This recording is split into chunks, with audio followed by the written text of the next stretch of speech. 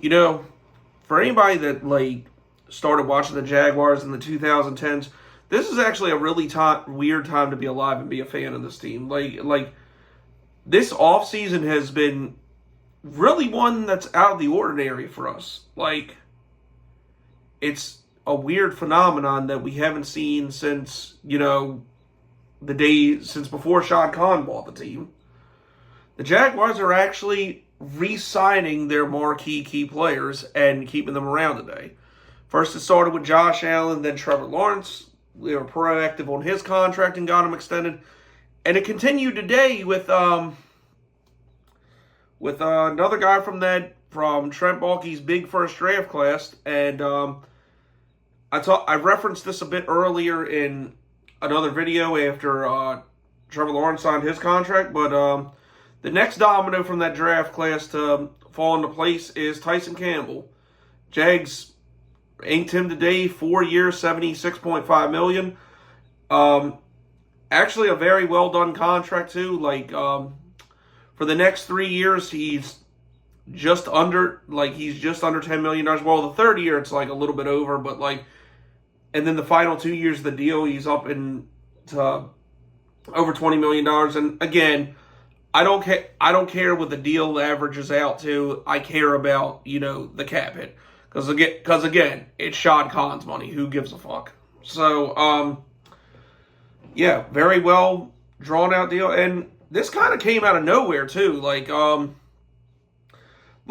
thought, as I said in the previous video, I thought with Tyson Campbell and Andre Cisco, and Travis Etienne, the three that really matter that's left to re-sign from that draft class. I figured, since Travis Etienne's on a 5th-year option, they were gonna 5th-year option and franchise tag him to death, because that's typically what happens with running backs. And then I thought Cisco was gonna get the bag first because safeties are cheaper, and Cisco's honestly one of the best at his position. Not to discredit Tyson Campbell at all, but I thought Cisco, after the year he had last year, he would definitely get the bag. Now, I know people are kind of iffy about this, and of course, there's always at least, no matter what this contract is, there's always at least one that has, they overpaid. Well, the Jags are actually, now that I've really thought about it, I didn't think about it from this aspect when I first heard it, but I kind of realized this, and actually shout out to my man Jared. He actually told me about this. Now it makes a lot of sense, and the Jags actually did it earlier the year with Ezra Cleveland. Remember when before free agency started, and we re-signed Ezra Cleveland, and the deal honestly wasn't bad, but people acted like we overpaid him. Well, then come to find when free agency happens, the Panthers overpaid the fuck out of that guard from the Dolphins. I think his name's Rob Hunt. And all of a sudden, that contract looks pretty damn good. So, and it's kind of the same thing with Tyson Campbell. Sauce Gardner is about to get paid from the Jets, who's arguably the best corner in the league.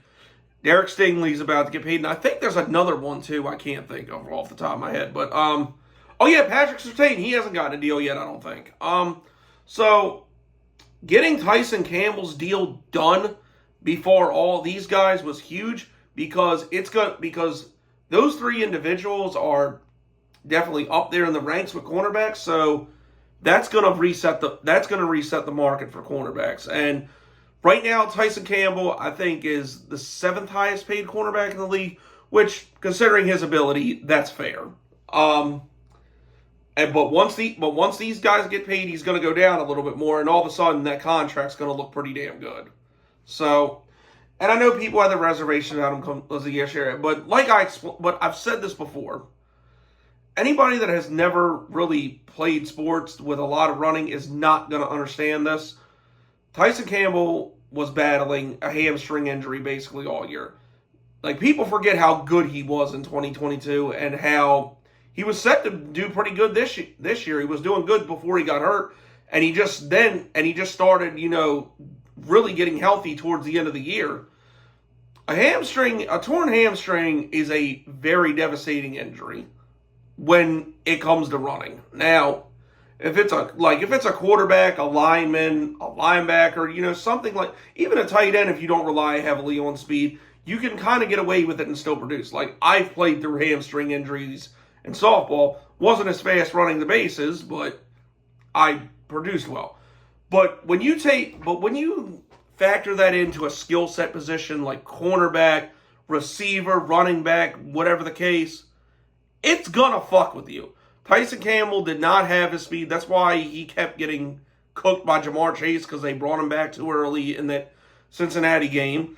So, give the guy a break. I don't buy the notion that Tyson Campbell all of a sudden forgot how to play football. Like, I just don't. So, I think this is a very good move. I do think Andre Cisco's eventually is going to get done, but that kind of leaves the door open between him and Christian Kirk of who's going to be the candidate for the franchise tag.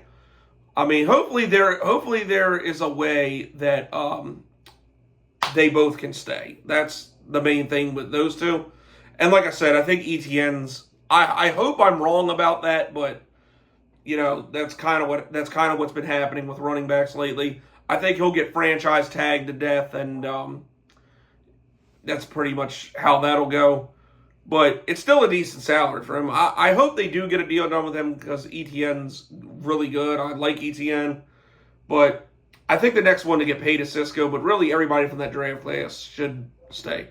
But anyway, shout out to Tyson Campbell for getting his bag. And really shout out to Trent Baalke. Like, I've been kind of impressed with him this offseason. Say what you want, and Trent Baalke has done a lot of stupid shit. But the one thing I can say for him is that he has been very proactive with his contracts and retaining people that matter. Yes, I say people that matter. Calvin Ridley is not one of those. But anyways, am I missing something here? How y'all feel? Are you happy Tyson's back for another 4 years, or are you pissed off? Me personally, I'm happy. I think he's definitely in for a bounce back year. I mean, I saw his signing. He looks happy as shit to be here still. So I'm expecting big things from Tyson Campbell this year.